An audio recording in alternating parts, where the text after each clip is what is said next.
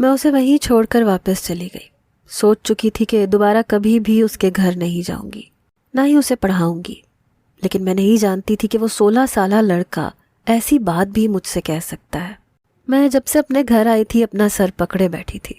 جس فلیٹ میں رہتی تھی وہاں پر اور بھی 3 لڑکیاں میرے ساتھ رہتی تھی، جو کہ لاہور میں جاب کرتی تھیں، لیکن ان کی رہائش دوسرے گاؤں میں تھی۔ ہم سب نے مل کر ایک فلیٹ لیا تھا، اس کا کرایہ بھی ہم مل کر ہی دیتی تھی۔ وہ 2 کمرے کا فلیٹ تھا جہاں ہم 3 لڑکیاں رہتی تھیں۔ میں سر پکڑے بیٹھی ہوئی تھی جب میری دوست مجھ سے کہنے لگی کہ ارم تمہیں کیا ہوا ہے؟ میں نے کہا بس سر میں درد ہے۔ کہنے لگی چلو تمہیں کڑک سی چائے پلاتی ہوں، سر کا درد ٹھیک ہو جائے گا۔ وہ چائے بنانے کے لیے چلی گئی۔ میں اسے کیا بتاتی کہ ایک عجیب و غریب سی بات تھی۔ اتنی کم عمری میں ایان نے یہ کیسے سوچ لی کہ وہ مجھ سے محبت کر سکتا ہے؟ ایک استاد اور ایک شاگرد کا رشتہ تو والدین کے جیسا ہوتا ہے۔ میں تو اس کی سوچ پر حیران تھی، لیکن یہ تو شاید ابتدا تھی۔ اس لڑکے نے تو مجھے کہیں بھی منہ دکھانے کے قابل نہیں چھوڑا تھا۔ شام کو گہرے گہرے بادل ہونے لگے۔ دیکھتے ہی دیکھتے کالے بادلوں نے آسمان کو اپنی لپیٹ میں لے لیا۔ بارش ہوئی تو میری دونوں دوستیں خوش ہونے لگی، کہنے لگی آؤ نا ارم، دیکھو کتنی خوبصورت بارش ہو رہی ہے۔ میں بھی شاید نظاروں سے لطف اندوز ہوتی، لیکن جو باتیں ایان نے مجھ سے کہی تھی مجھے کچھ بھی اچھا نہیں لگ رہا تھا۔ بہرحال میری دوست نے چائے کے ساتھ پکوڑے بھی بنائے، وہ ہنس رہی تھیں، باتیں کر رہی تھیں، لیکن میں چپ چاپ گم سم سی بیٹھی ہوئی تھی۔ میرا دماغ اس بات کو قبول ہی نہیں کر رہا تھا کہ جسے میں چھوٹا بھائی سمجھتی تھی، اس نے میرے بارے میں اس طرح کی بات سوچی کیسے اور کس حد تک سوچ لی۔ حالانکہ مجھے اچھی طرح سے یاد ہے کہ میں نے اس کے ساتھ ایسا کوئی بھی رویہ نہیں رکھا تھا جس سے وہ کسی غلط فہمی کا شکار ہوتا۔ رات کافی ہو چکی تھی جب اچانک سے مجھے مین روڈ پر سے ارم ارم کہہ کر پکارنے کی آوازیں آئی۔ یہ کون تھا جو رات کے 1 بجے مجھے پکار رہا تھا، وہ بھی اتنی تیز بارش میں؟ جہاں میں رہتی تھی وہاں ہر سو فلیٹ ہی بنے رہتے تھے۔ میں نے کھڑکی سے جھانک کر دیکھا تو میری تو گویا جان ہی نکل گئی۔ وہ ایان تھا، اپنی گاڑی سے باہر کھڑا بارش میں بھیگ رہا تھا۔ میرے ساتھ ساتھ نہ جانے کتنے گھروں کی کھڑکیاں کھلی تھیں۔ میری دونوں دوستیں بھی میرے پاس آ کر نیچے جھانکنے لگی، کہنے لگی کون پکار رہا ہے تمہیں؟ میں کیا جواب دیتی؟ وہ مجھے دیکھتے ہی ہاتھ ہلانے لگا، پھر اس نے بلند آواز میں کہنا شروع کیا، Iram I love you, I love you Iram, میں تم سے بہت محبت کرتا ہوں۔ وہ اتنی بلند آواز میں میری عزت کی دھجیاں بکھیر رہا تھا۔ اپنی محبت کا اظہار اس نے جس طرح سے کیا تھا، میں تو اپنے محلے میں منہ دکھانے کے قابل نہیں رہی تھی۔ میری دونوں سہیلیاں میرا منہ دیکھ رہی تھیں۔ میں نے فوراً سے گھر کی کھڑکی بند کر دی۔ میری دوست کہنے لگی یہ کون ہے؟ میں نے کہا میرا اسٹوڈنٹ ہے، پاگل ہو گیا ہے۔ کہنے لگی ارم یہ تو بہت بری بات ہے، اسے یوں نہیں کہنا چاہیے، بھلا کوئی ایسی بات اس طرح سے کرتا ہے؟ یہ محبت کے اظہار کا کون سا طریقہ ہے؟ کوئی فلمی دنیا تھوڑی ہے، لوگ تو ہمارے بارے میں نہ جانے کیا کیا سوچنا شروع کر دیں گے کہ پتہ نہیں کس قسم کی لڑکیاں ہیں جو ہمارے یہاں کے لڑکے یوں آ کر کھڑے ہو جاتے ہیں اور اس طرح کی باتیں کرتے ہیں۔ وہ دونوں بھی یہ سن کر پریشان ہو گئی تھی۔ وہ بار بار کہہ رہا تھا کہ ارم نیچے آؤ، مجھے تم سے بات کرنی ہے۔ وہ سارے لحاظ بھول گیا تھا، مس ارم کہہ رہا تھا۔ میں سمجھ نہیں پا رہی تھی کہ میں کیا کروں۔ میری ایک دوست کہنے لگی کہ جاؤ ارم نیچے جاؤ، نیچے جا کر اس بیوقوف کو سمجھاؤ، یہ کیا کر رہا ہے، وہ ہمیں بدنام کر رہا ہے۔ میں نے کہا میں نہیں جاؤں گی نیچے، نیچے گئی تو سب کو پتہ چل جائے گا کہ میں ہی وہ ارم ہوں جس کو یہ بیوقوف بلایا جا رہا ہے۔ میں نے اسے فون کیا تھا، اس نے فون اٹھایا۔ میں نے کہا یہ کیا بدتمیزی ہے، یہ کیا کر رہے ہو تم؟ کہنے لگا آپ نیچے نہیں آئی تو شور مچا کر سارے محلے کو اکٹھا کر لوں گا، نیچے آئیں۔ مجبوراً ہی صحیح، لیکن مجھے نیچے جانا پڑا۔ نیچے تیز بارش ہو رہی تھی اور اب میرے ساتھ ساتھ میری دوستیں بھی پریشان ہونے لگی تھی۔ اپنی نہیں تو اپنی دوستوں کی خاطر نیچے جا کر میں اس کے سامنے کھڑی ہو گئی۔ میں نے کہا تمہارے اندر ذرا سی بھی شرم ہے؟ کیوں چلا چلا کر میری عزت کا جنازہ نکال رہے ہو؟ کہنے لگا آپ کو شرافت کی زبان سمجھ نہیں آتی نا، آپ سمجھ ہی نہیں رہی ہیں کہ میں آپ سے کتنی محبت کرتا ہوں۔ آپ کو یہ سب کچھ کتنا معمولی لگ رہا ہے کہ آپ انکار کر کے واپس چلی آئی۔ میں آپ کو کیسے بتاؤں، آپ کو سمجھ نہیں آ رہی ہے کہ آپ میری زندگی کا ایک اہم حصہ بن چکی ہیں۔ جب آپ مجھے پڑھایا کرتی تھی میں آپ کے حسن میں کھویا رہتا تھا، آپ کے چہرے کا ایک ایک نقش مجھے اس طرح یاد ہو چکا ہے۔ آپ کے رخسار پر کالے رنگ کا تل آپ کی خوبصورتی کو اور بھی بڑھاتا ہے۔ میں نے کہا شٹ اپ، خبردار جو تم نے مزید کوئی بکواس کی تو چلو جاؤ یہاں سے، اور خبردار جو اس طرح کی بات کی۔ تو وہ چلانے لگا، کہنے لگا کیا کریں گی آپ؟ تھپڑ ماریں گی میرے منہ پر؟ آپ کو کیا لگتا ہے کہ آپ کا تھپڑ مجھے روک سکتا ہے؟ کہنے لگا جب تک آپ میری محبت کا یقین نہیں کریں گی میں یہی بارش میں کھڑا رہوں گا، بھیگتا رہوں گا۔ میں نے کہا تمہارے اس طرح کی اوچھی حرکتیں سوائے میرے دل میں تمہارے لیے نفرت بڑھانے کے اور کچھ نہیں کر سکتی۔ خدا کے لیے یہاں سے چلے جاؤ، اپنی عمر دیکھو، تمہاری عمر ہے اس طرح کے کام کرنے والی؟ تم سے کتنی بڑی ہوں میں؟ وہ کہنے لگا مجھے فرق نہیں پڑتا، تو آپ کو کیا مسئلہ ہے؟ محبت عمر دیکھ کر تھوڑی ہوتی ہے۔ میں نے کہا ٹھیک ہے، کھڑے رہو بارش میں، میرے ساتھ تم نے جو کرنا تھا تم کر چکے ہو، لیکن میں تمہیں صاف بتا رہی ہوں تمہاری اس طرح کی حماقتوں پر میں تمہارا ساتھ کبھی نہیں دوں گی۔ یہ کہہ کر میں واپس آ گئی تھی۔ اس کے بعد خاموشی چھا گئی۔ میں سوچ چکی تھی کہ صبح جا کر اس کی والدہ کے سامنے اس کے سارے کرتوت کھول کر رکھ دوں گی، لیکن صبح ہی صبح مجھے اس کی والدہ کا روتے ہوئے فون آیا۔ کہنے لگی آیان کو بہت تیز بخار ہے ارم، پوری رات نہ جانے بارش میں کہاں بھیگتا رہا ہے، اسے بے حد شدید بخار ہے، نہ جانے کیوں تمہیں پکارے جا رہا ہے، پلیز تم گھر پر آ جاؤ۔ یہ سن کر میں آیان کے گھر چلی گئی۔ اس کی والدہ بے حد پریشان تھی۔ کہنے لگی کیا تمہیں پتہ ہے اس کے ساتھ مسئلہ کیا ہے؟ میں نے کہا میں خود آپ سے ملنا چاہتی تھی، اس لڑکے نے تو میری زندگی اجیرن کر کے رکھ دی ہے۔ میں نے اس کی والدہ کو ساری بات بتا دی۔ اسے سن کر وہ تو مجھے دیکھے ہی جا رہی تھی۔ میں نے کہا خدا کے لیے اسے سمجھائیں، مجھے بدنام نہ کریں۔ اس کی والدہ کہنے لگی کہ میں تو کچھ سمجھ نہیں پا رہی، اس نے ایسا سب کچھ کیوں کیا؟ پھر کہنے لگی کہ فی الحال تو وہ شدید بخار میں صرف تمہیں پکارے جا رہا ہے، تم ہی اسے سمجھانے کی کوشش کرو، شاید تمہاری بات سمجھ جائے۔ میں نے اس بات میں سر ہلایا اور آیان کے کمرے میں چلی گئی۔ وہ بے سدھ اپنے بیڈ پر لیٹا تھا۔ میں اس کے کمرے میں گئی تو کہنے لگا پلیز مان جاؤ ارم، میں سچ میں تم سے بہت محبت کرتا ہوں۔ وہ نیند کی غنودگی میں بھی یہی کہے جا رہا تھا۔ میں اس کے پاس آ گئی، چہرہ بالکل ہی کملا سا گیا تھا۔ اس وقت تو مجھے اسے دیکھ کر ترس آنے لگا۔ اس کے کمرے میں موجود کرسی لے کر میں اس کے بیڈ کے پاس بیٹھ گئی۔ پھر میں نے اسے ذرا سا پکارا۔ میں نے کہا آیان۔ میری آواز سن کر بمشکل اس نے آنکھیں کھولی، اور آنکھیں کھول کر پھر آنکھیں بند کرنا بھول گیا۔ کہنے لگا تم آ گئی، مجھے پتا تھا تمہیں میری محبت کا یقین ہو جائے گا۔ یہ کہہ کر اس نے میرا ہاتھ پکڑ کر اپنے سینے پر رکھ دیا۔ میرے دل کی دھڑکنیں صرف ایک تمہارا نام لے رہی ہیں۔ میں نے فوراً سے اپنا ہاتھ کھینچ لیا۔ اس کے ہاتھ اس وقت شدت بخار کی وجہ سے تپ رہے تھے۔ میں نے بڑے پیار سے اپنی بات شروع کی۔ میں نے کہا میں نہیں جانتی کہ مجھ سے کہاں غلطی ہوئی ہے، میں نے کہاں غلطی کی، میں نے کب تم سے یہ کہا کہ میں تم سے محبت کرتی ہوں، اور اگر کہا بھی ہے تو میرے جذبے تمہارے لیے بالکل الگ ہیں۔ میں تمہیں دیکھتی ہوں تو مجھے چھوٹے بھائیوں جیسا احساس ہوتا ہے۔ میں شاید اسے مزید بھی کچھ سمجھاتی، لیکن اس نے فوراً سے مجھے ٹوک دیا۔ کہنے لگا بھائی مت کہو، بھائی نہیں ہوں میں تمہارا۔ میں نے کہا تم کیوں نہیں سمجھ رہے ہو، میں تمہارے لیے ایسے جذبات کبھی بھی نہیں رکھ سکتی۔ اس نے گہری سانس لی، اپنے دونوں ہاتھ بیڈ پر رکھ کر بمشکل اٹھ کر بیٹھ کر بیڈ گراؤنڈ سے ٹیک لگائی۔ کہنے لگا آپ کو یہی تو یقین دلانا چاہتا ہوں، آپ ہاں کہہ دو، میں ابھی اماں کو بلا کر کہہ دیتا ہوں کہ میری ارم سے شادی کروا دیں۔ جتنی محبت میں آپ سے کرتا ہوں کوئی اور نہیں کرے گا۔ اس کی یہ بات سن کر میں نے غصے سے اسے دیکھا تھا۔ میں نے کہا میں تمہارے ساتھ ایسا کوئی بھی رشتہ قائم نہیں کر سکتی، خدا کے لیے بند کرو یہ تماشا۔ کیا سمجھ رکھا ہے تم نے مجھے؟ کیا میرے کوئی جذبات نہیں ہیں یا میں انسان نہیں ہوں؟ تمہارے لیے ایسی فیلنگز میں اپنے اندر پیدا کر ہی نہیں سکتی، اس لیے خدا کے لیے میری جان چھوڑ دو۔ میں نے اس کے آگے ہاتھ تک جوڑ دیے۔ کہنے لگا مر جاؤں گا میں اگر تم مجھے نہ ملی تو۔ میں نے کہا ٹھیک ہے مر جاؤ پھر، اچھا ہے آیان کہ تم مر جاؤ، کم از کم میری تو جان تم سے چھوٹ جائے گی۔ یہ کہہ کر میں اس کے کمرے سے باہر نکل آئی۔ اس کی والدہ کہنے لگی کہ تم نے اسے سمجھایا ہے؟ میں نے کہا جی ہاں، جتنا میں سمجھا سکتی تھی میں نے سمجھا دیا ہے۔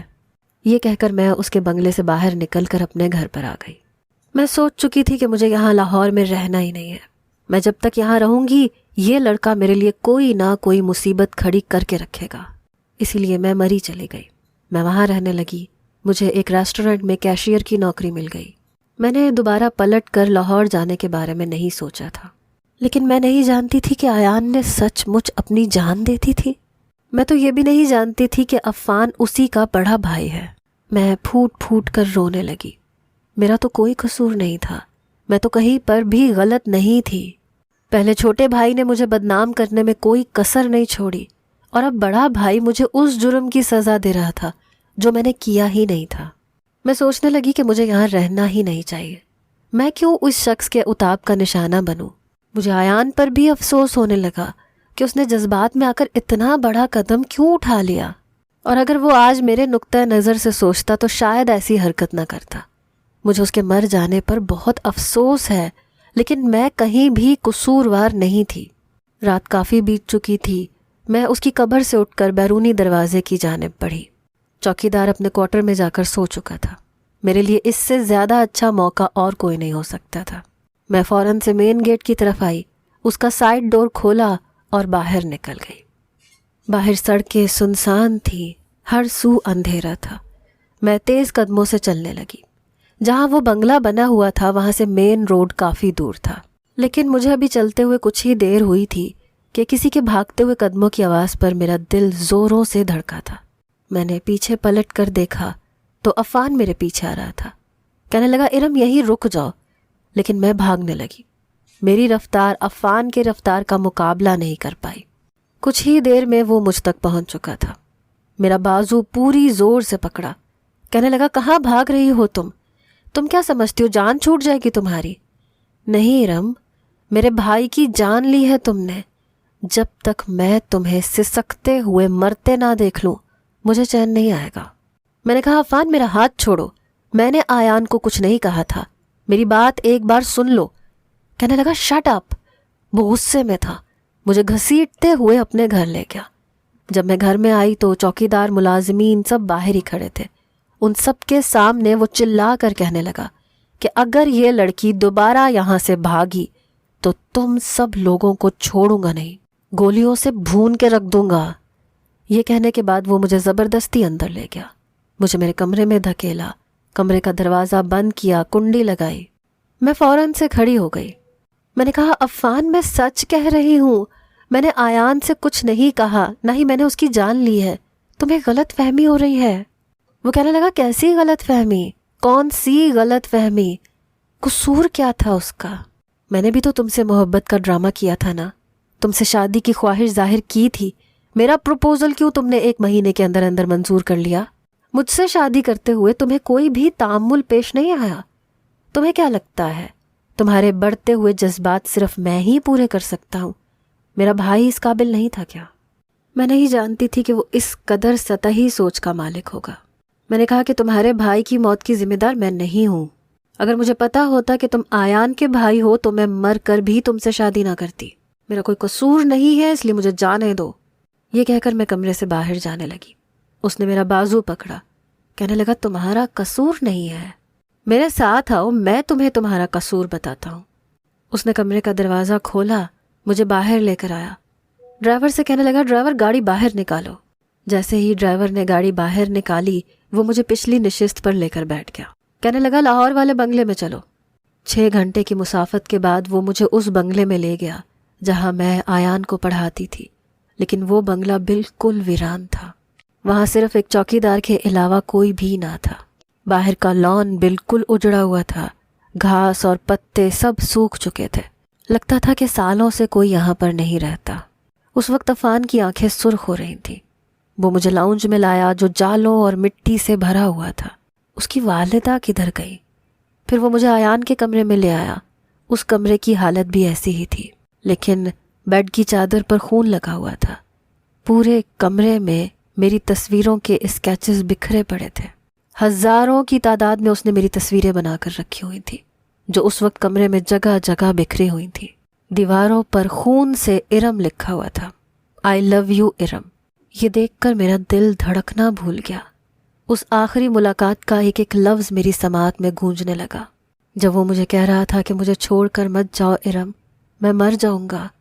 عفان کہنے لگا یہ دیکھ رہی ہو تم، میرے بھائی نے تمہیں دیوانوں کی طرح چاہا تھا، تم سے عشق کیا تھا، ایسی کوئی تو وجہ ہوگی نا ارم، کچھ نہ کچھ خواب تو تم نے دکھائے ہوں گے۔ میں نفی میں سر ہلانے لگی، میری آنکھوں سے بھی آنسو بہہ رہے تھے۔ مجھے اس بات کا افسوس تھا کہ ایان اپنے جذبات میں آ کر بہت غلط قدم اٹھا چکا تھا۔ کہنے لگا تم نے اس کے جذبات کو ہوا دی، نہ جانے اس کے ساتھ ایسی کس طرح کی باتیں کی کہ وہ تمہاری محبت میں پاگل ہو گیا، اور جب اس نے تم سے اظہار محبت کیا تو تم نے انکار کر دیا۔ تب تمہیں اپنے اور اس کے رشتے کا خیال آنے لگا، تمہیں یہ لگا کہ شاید وہ تمہاری خواہشات پوری کرنے کے لیے نامکمل ہے یا اسے وقت لگے گا، یا پھر تمہیں اپنی پاسداری یاد آ گئی، اپنی بدنامی یاد آ گئی۔ تم نے اپنا حسن دکھا کر اسے اپنا دیوانہ کیا۔ اتنا ہی تمہیں پاسداری کا خیال تھا تو پردہ کرتی نا، اپنے اس حسن کو پردے میں چھپا کر رکھتے۔ تمہارے اس حسن نے میرے چھوٹے بھائی پر نہ جانے کیسا جادو کر دیا کہ اسے تمہارے علاوہ کوئی نظر ہی نہیں آتا تھا۔ یہ دیواریں، یہ اسکیچز، یہ چیخ چیخ کر تمہیں بتا رہے ہیں کہ وہ تمہیں کتنا چاہتا تھا۔ وہ میرے پاس آ گیا، اس کی آنکھوں سے آنسو تواتر سے بہہ رہے تھے۔ کہنے لگا تمہارے جانے کے بعد اس نے تمہیں بہت ڈھونڈا، تمہیں پاگلوں کی طرح سے ہر جگہ ڈھونڈتا رہا، نہ اسے کھانے کی ہوش تھی نہ پینے کی۔ روزانہ تمہاری تصویریں بناتا تھا، اپنے ہاتھوں کی انگلی کاٹ کر تمہارا نام لکھتا تھا۔ میرا بھائی پاگل ہو گیا تھا تمہارے لیے۔ میری والدہ نے بار بار تم سے کانٹیکٹ کرنے کی کوشش کی، تمہاری منت سماجت کر کے تمہیں کسی بھی طرح سے شادی کے لیے راضی کر لیں۔ میں بیرون ملک میں تھا جب مجھے ایان کی ایسی حالت کا پتہ چلا۔ میں واپس لوٹا، اسے اچھے سے اچھے ڈاکٹر کو دکھایا، لیکن سبھی کہتے تھے کہ اس لڑکے کا علاج ارم نامی لڑکی ہے۔ وہ مجھ سے بھی یہی کہتا تھا، بھائی آپ نے میری ہر خواہش کو پورا کیا، میرے منہ سے نکلا ہر لفظ پورا کیا، میں نے جو مانگا آپ نے مجھے لا کر دیا، خدا کے لیے مجھے میری ارم لا دو۔ میں نے تمہیں بہت ڈھونڈنے کی کوشش کی۔ ایان کی حالت گرنے لگی، ارم ارم چلاتا تھا راتوں کو اٹھ کر، اور پھر ایک دن یہ کہہ کر وہ پھوٹ پھوٹ کر رونے لگا۔ کہنے لگا تمہاری خاطر میرے بھائی نے اپنی جان لے لی۔ اس نے مجھ سے کہا تھا کہ ارم کو شاید یہ لگا کہ میں عمر میں چھوٹا ہوں، میں اسے وہ محبت نہیں دے سکتا جو شادی کے بعد ایک عورت اپنے شوہر سے چاہتی ہے، اسی لیے وہ چلی گئی، ورنہ میرے پاس نہ دولت کی کمی تھی نہ اور کسی چیز کی۔ آخری سانسیں لیتے ہوئے بھی میرے بھائی کی زبان پر تمہارا نام تھا۔ میرے چہرے کے بالکل قریب اپنا چہرہ کر کر وہ ایک ایک لفظ غضبناک لہجے سے کہہ کر چبا چبا کر کہہ رہا تھا۔ اس کا بس نہیں چل رہا تھا مجھے جان سے مار ڈالے۔ کہنے لگا یہی وجہ تھی نا ایان سے انکار کی اور میرے پروپوزل پر اقرار کی، کیونکہ تمہیں ایک بھرپور مرد چاہیے تھا، تبھی 2 مہینے بھی تم سے رہا نہیں گیا، تم نے مجھے اپنا رشتہ جتانا شروع کر دیا، لیکن میں تمہیں کبھی بھی بیوی کا حق نہیں دوں گا۔ تم آج کے بعد اسی کمرے میں رہو گی، اس کمرے سے باہر کی دنیا تمہارے لیے آج کے بعد بالکل ختم ہے، یہی گھٹ گھٹ کر جیو گی جیسے میرا بھائی جیتا تھا۔ میں نے کہا عفان میرا کوئی قصور نہیں ہے، لیکن اس نے میری کوئی بھی بات نہیں سنی، مجھے اس کمرے میں بند کر کے چلا گیا۔ میں بہت دیر دروازہ پیٹتی رہی، کہتی رہی کہ مجھے یہاں سے باہر نکالو، لیکن وہ دروازہ نہیں کھلا۔ میں دروازے کے پاس ہی بیٹھ کر روئے جا رہی تھی۔ اس کی دیواروں پر ہر جگہ خون سے صرف میرا نام لکھا ہوا تھا۔ وہ دیکھ کر مجھے وحشت ہونے لگی تھی۔ میں نے دونوں ہاتھوں سے اپنا سر پکڑ لیا۔ جیسے جیسے رات ہونے لگی مجھے اس کمرے سے خوف آنے لگا۔ ایسے لگ رہا تھا وہ ابھی واش روم سے باہر آ جائے گا، کہے گا کہ پھر دیکھا ارم، میں نے کہا تھا نا میں تمہیں اس کمرے میں لے کر آؤں گا، اب تم آ گئی نا اس کمرے میں میری بن کر۔ میں ہر وقت روتی رہتی تھی۔ کمرے کا دروازہ صرف اس وقت کھلتا تھا جب میرے لیے کھانا آتا تھا۔ ایک عورت صرف کھانے کی ٹرے اندر رکھ کر چلی جاتی۔ میں بہت کہتی کہ مجھے یہاں سے جانے دو، لیکن وہ کوئی جواب بھی نہیں دیتی تھی۔ ایک بار میں نے اس لڑکی سے کہا کہ عفان سے کہو مجھ سے بات کرے، ایک بار میری بات سن لے پھر مجھے سزا دے، لیکن وہ میری بات نہیں سن رہا تھا۔ میں نے وہ خون سے بھری چادر اتار کر کونے میں پھینک دی۔ میں نے کہا تم نے میرے ساتھ اچھا نہیں کیا ایان، تم نے میرے ساتھ اچھا نہیں کیا۔ جب سے تم میری زندگی میں آئے ہو تم نے مجھے برباد کر کے رکھ دیا، جیتے جی مار دیا، اور مرنے کے بعد تم نے مجھ سے جینے کا حق چھین لیا۔ میں نے کیا بگاڑا تھا تمہارا؟ وہ تمہاری خود ساختہ محبت تھی جس نے مجھے کہیں کا نہیں چھوڑا۔ میں چلائے جا رہی تھی، چلا چلا کر میرا گلا بیٹھ چکا تھا۔ میں روئے جا رہی تھی، رو رو کر تھک گئی تھی، اسی لیے زمین پر ہی لیٹ کر سو گئی۔ اچانک سے میرے کانوں میں آیان کی آواز گونجنے لگی۔ کہنے لگا، ارم میری جان، یہ کیا حال بنا لیا تم نے؟ مجھے تم سے، تمہارے چہرے سے محبت ہے، تمہارے رخسار پر پڑنے والا تل مجھے بہت اچھا لگتا ہے۔ رو رو کر تم نے کیوں اپنی آنکھوں کا ستیہ ناش کر لیا؟ منہ دھو کر آؤ، میرے لیے تیار ہو جاؤ۔ اس کی آواز نے میرے دل کو جیسے دبوچ سا لیا۔ میں نے فوراً سے آنکھیں کھولی تو وہ میرے پاس ہی بیٹھا تھا۔ میں جتنا بھی حیران ہوتی وہ اتنا کم تھا۔ کیا وہ زندہ تھا؟ وہ میرے چہرے پر ہاتھ پھیر رہا تھا۔ میں فوراً سے پیچھے ہٹ گئی، دیوار کے ساتھ لگ گئی، اس سے خوف کھانے لگی۔ میں پیچھے ہٹنے لگی، اس سے کہنے لگی کہ تم زندہ ہو؟ کہنے لگا، ہاں میں زندہ ہوں، مجھے کون مار سکتا ہے؟ چلو نہ، جاؤ جا کر اپنا خوبصورت چہرہ دھو کر آؤ۔ آج بھی میری الماری میں وہ نائٹی پڑی ہے، وہ اسے پہن کر آؤ۔ میرے بھائی نے تم سے میرے لیے نکاح کیا تھا تاکہ تم میرے پاس میرے کمرے میں رہ سکو، جاؤ اسے پہن کر آؤ۔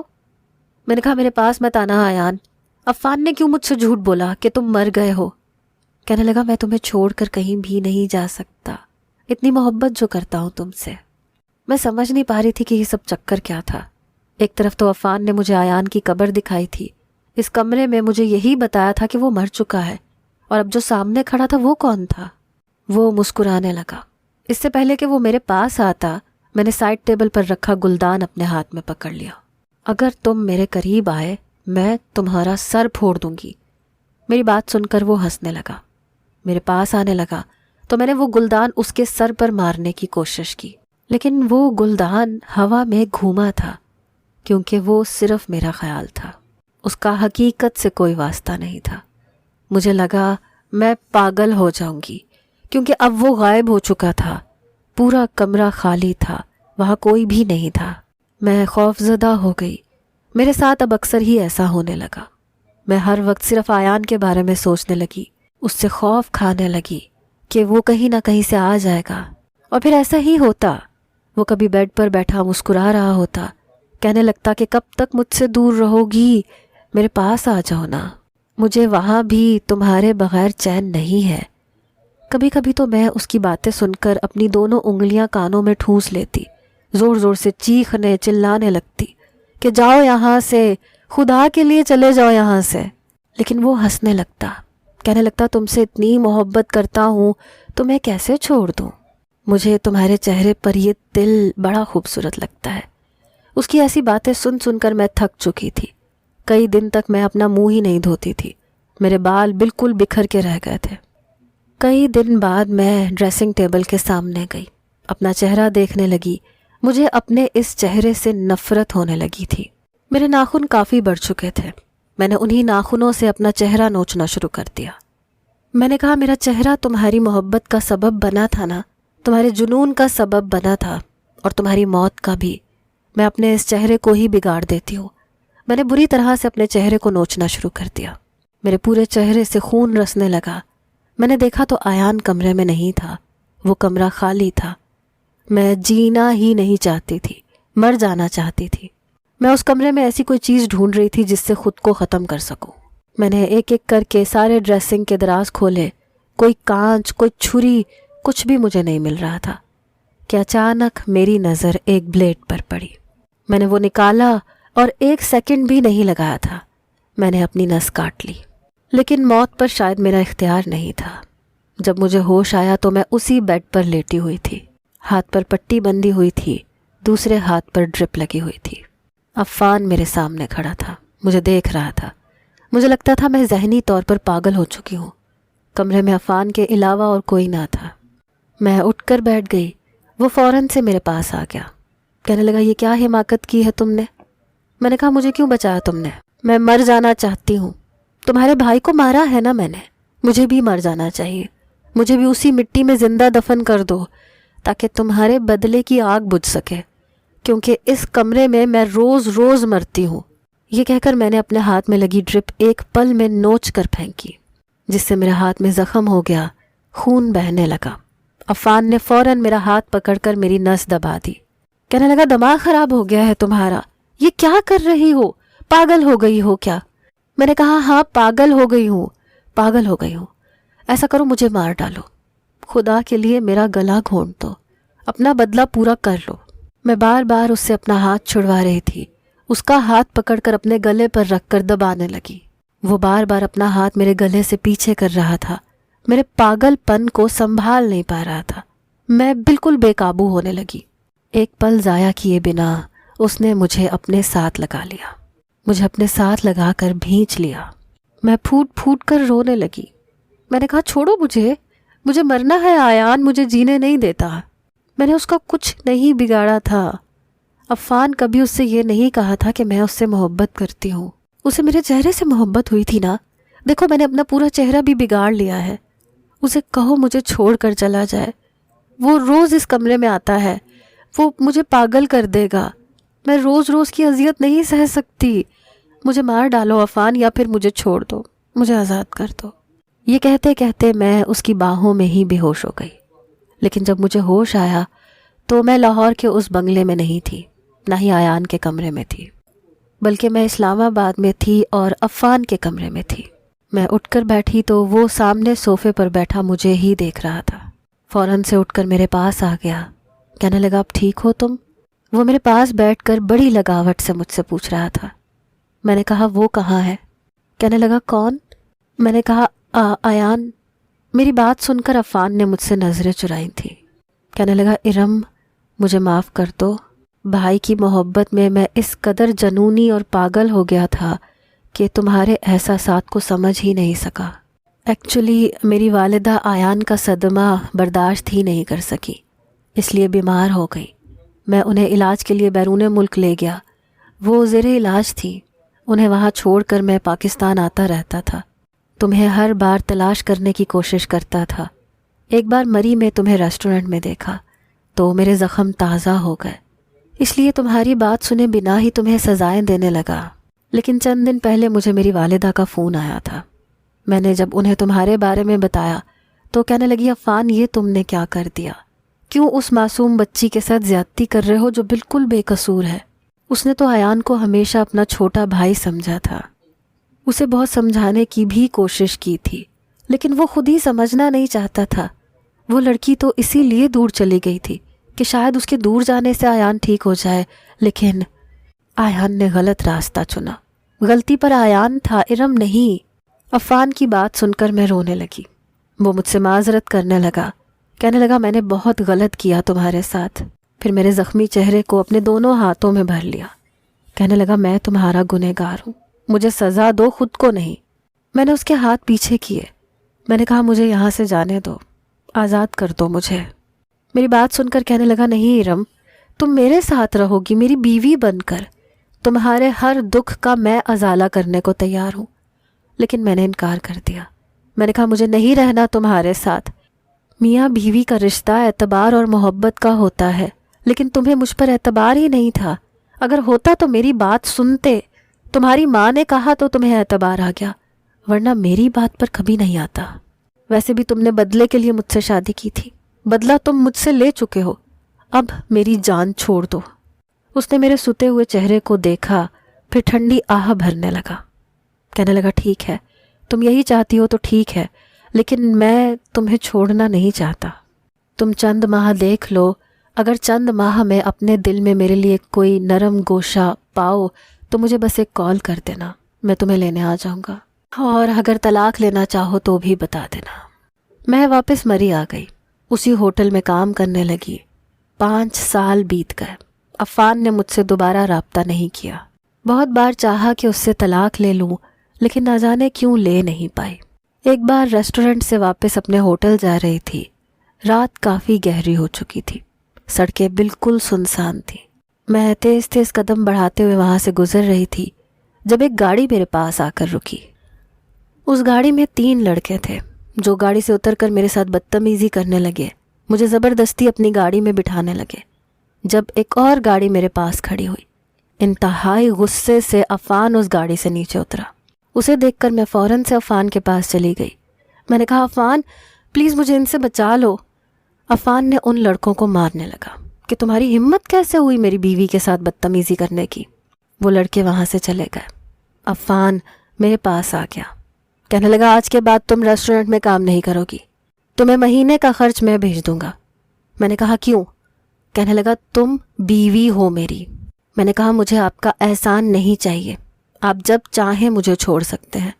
کہنے لگا ارم 5 سال کی سزا کیا کافی نہیں ہے؟ کب تک آزماؤ گی؟ اس بار اس کی آنکھوں میں آنسو جھلملا رہے تھے، لہجہ بھی پرنم تھا، جیسے اپنے آنسو ضبط کر رہا ہو۔ بے بسی اس کے لہجے میں اود آئی تھی۔ کہنے لگا 5 سال سے تمہارا منتظر ہوں، سائے کی طرح سے تمہارے پیچھے رہتا ہوں، تمہیں بتائے بغیر تمہاری حفاظت کر رہا ہوں، مجھے اپنی غلطی کی سزا مل چکی ہے۔ کہنے لگا کہو تو پھر سے معافی مانگ لیتا ہوں۔ لیکن میں بنا کوئی جواب دیے واپس جانے لگی، لیکن وہ میرے سامنے کھڑا ہو گیا۔ کہنے لگا آج ایسے جانے نہیں دوں گا، فیصلہ کر کے جاؤ، بتاؤ کیا چاہتی ہو تم؟ میں نے نظریں چرا کر کہا طلاق۔ وہ میرے بالکل قریب آ گیا، کہنے لگا میری آنکھوں میں آنکھیں ڈال کر مانگو مجھ سے طلاق، خدا کی قسم ابھی دے دوں گا، اور اگر نہ مانگ سکی تو پھر تمہیں میرے ساتھ میرے گھر جانا ہوگا، میری بیوی بن کر رہنا ہوگا۔ میں اس کی آنکھوں میں دیکھ کر شاید یہ کہہ ہی نہیں سکتی تھی، کیونکہ نہ چاہتے ہوئے بھی میں عفان سے محبت کر بیٹھی تھی، ابھی تک اسے اپنے دل سے نکال نہیں پائی تھی، ورنہ طلاق مانگ کر اس سے پیچھا چھڑوا لیتی۔ لیکن اس کا نام اور رشتہ مجھے اپنا محافظ لگتا تھا۔ میں نے اس کی آنکھوں میں دیکھا جہاں صرف میرے لیے محبت تھی، مجھے چھوڑنے کا خوف تھا۔ آنکھیں نم پانیوں سے بھری ہوئی تھیں، آنکھوں میں التجا تھی، درد تھا، تڑپ تھی۔ اس کی آنکھوں نے میرے اندر ایک حشر برپا کیا تھا، دل بے اختیار سا ہو اٹھا تھا۔ میں نے آنکھیں بند کی، جھجکتے ہوئے کہا عفان مجھے وہ کہنے لگا آنکھیں، میری آنکھوں میں آنکھیں ڈال کر کہو ارم، حق سے مانگو جو مانگنا ہے۔ میں نے آنکھیں کھول کر اس کی آنکھوں میں دیکھا، میرے ہونٹ کپ کپانے لگے، آنسو بہنے لگے، آنکھیں اس کی بھی بہہ رہی تھیں۔ طلاق کا لفظ چاہ کر بھی میں ادا نہیں کر پا رہی تھی، اس لیے پھوٹ پھوٹ کر رونے لگی۔ اگلے ہی لمحے اس نے مجھے بازو سے کھینچ کر اپنے حصار میں لیا، اپنے ساتھ لگا کر بھینچ لیا۔ کہنے لگا میں جانتا تھا تم اس سے زیادہ سزا مجھے نہیں دو گی ارم، آئی لو یو۔ پہلے کا تو پتہ نہیں، لیکن ان 5 سالوں میں تمہیں بہت چاہا ہے میں نے۔ اب بھول جاؤ سب کچھ، ہم نئے سرے سے زندگی شروع کرتے ہیں، پچھلا سب کچھ بھلا کر۔ میں اس کے سینے سے لگے روئے جا رہی تھی، کیونکہ تھک چکی تھی سزائیں بھگت کر، اور سزائیں دے کر بھی اب اکیلے رہنا بھی نہیں چاہتی تھی۔ آپ بتائیں کیا میں نے ٹھیک کیا؟